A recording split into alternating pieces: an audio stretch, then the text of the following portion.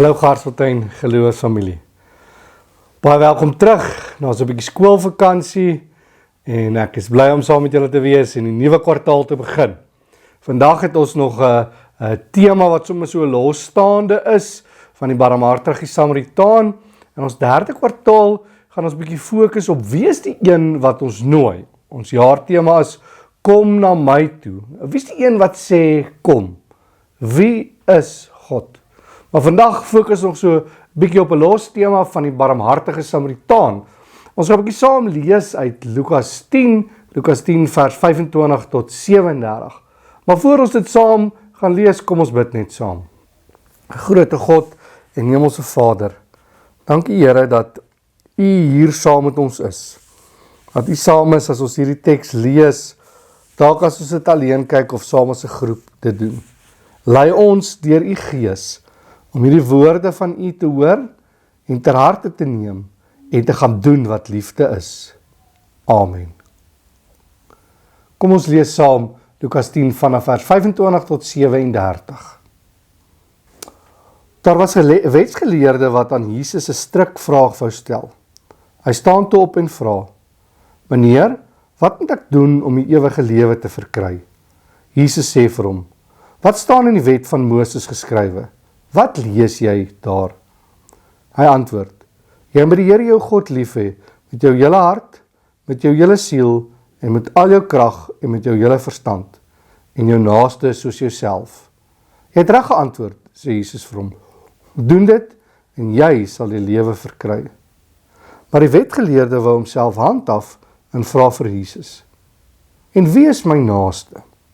Jesus gaan toe nader daarop deur te sê: "Toe 'n man eenmal op pad was van Jerusalem af na Jerigo toe, het rowers hom aangeval. Hulle het hom kaal uitgetrek en hom geslaan dat hy half dood bly lê het en toe pad gegee. Dit gebeur toe dat daar 'n priester met daardie pad langs kom. En toe hom sien, gaan hy ver langs verby. Net so het daar ook 'n leviet by die plek gekom en toe hom sien, gaan hy ook ver langs verby. Maar 'n Samaritaan wat op reis was, het hom op hom afgekom. En toe hom sien, het hom innig jammer gekry. Hy het hom na hom toe gegaan, sy wonde met olie en wyn behandel en hulle verbind. Toe het hy hom op sy rydier gehelp en hom na die herberg geneem en hom daar verder versorg. Die volgende dag haal hy 2 muntstukke uit en gee dit aan die eienaar van die herberg en sê: "Sorg vir hom. En as jy meer omkostes met hom het, sal ek betaal wanneer ek hierlangs terugkom."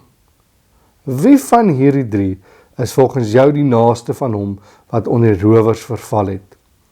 Die wetsgeleerde antwoord: "Die man wat aan hom medelee bewys het." Toe sê Jesus vir hom: "Gaan maak jy ook so." Hierdie teksgedeelte staan ook bekend as die liefdesgebod of die groot gebod.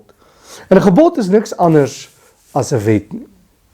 Nou my oudste seentjie is op die stadium bietjie 'n worsteling hoekom mens goed moet doen wat wette sê. Hoekom moet ons goeders doen wat ons ouers sê?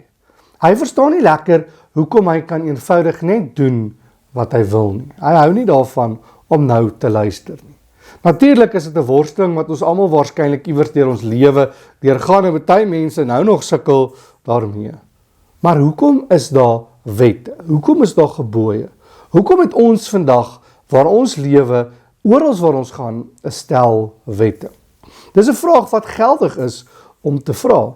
En die eenvoudige antwoord is: wette bring orde in die lewe. Wette is goed wat ons beskerm. Ek verstaan dit altyd die beste om te sê, hoekom is daar 'n spoedgrens van 60 km/h in die dorp? Dis om ons te beskerm. As iemand 120 km in 'n dorp ry, is dit gevaarlik. En dit stel ons lewens in gevaar.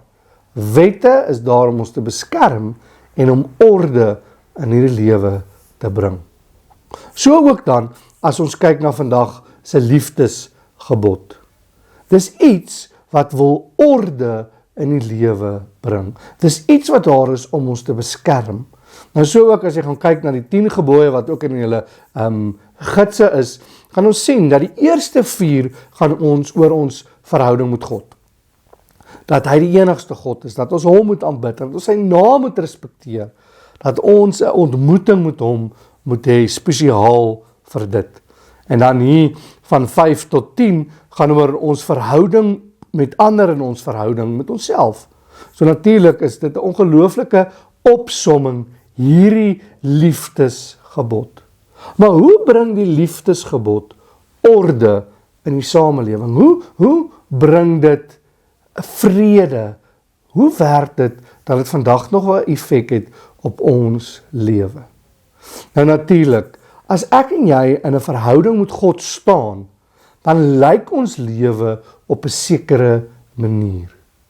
Dan doen ons goed op 'n sekere manier.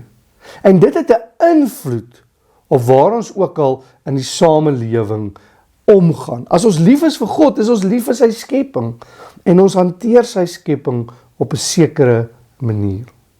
En dan natuurlik, die grootste impak in ons samelewing is die gebod wat gelykstaande staan in die eerste gebod, en dis om jou naaste lief te hê. En ons weet dat hierdie verhaal is die naaste, selfs die een wat die verste van jou af is. Ja, die Samaritane en die Jode het mekaar gehaat. Hulle het mekaar aktief gehad. Hulle het so ver uit mekaar se pad probeer uitbly, dat selfs as die Jode na Israel toe moet gaan, kan hulle maklik deur die Samaritane se woongebied gaan, maar hulle het omgegaan, wat hulle daar en daar ekstra gevat het, omdat hulle gehaat het. Hoeveel vrede en vreugde sal daar in hierdie land wees, as plekke wat mekaar haat, vriende word, as vyande vriende word. En dis wat gebeur as jy jou naaste lief het. As jy jou naaste lief het, gaan die wêreld na 'n ander plek lyk. Nou weet ons natuurlik, nie die hele wêreld is Christene nie eers die hele wêreld is gelowiges nie. Maar hoe kan dit lyk as jy liefde doen teenoor jou naaste, net daar waar jy is, net daar waar jy anders leef? Hoe sal dit lyk as jy jouself begin lief hê? En wat is die impak wat jy kan maak op die mense om jou? Hoe sal jou lewe lyk as jy net eenvoudig vir God lief het, jou naaste lief het en jouself?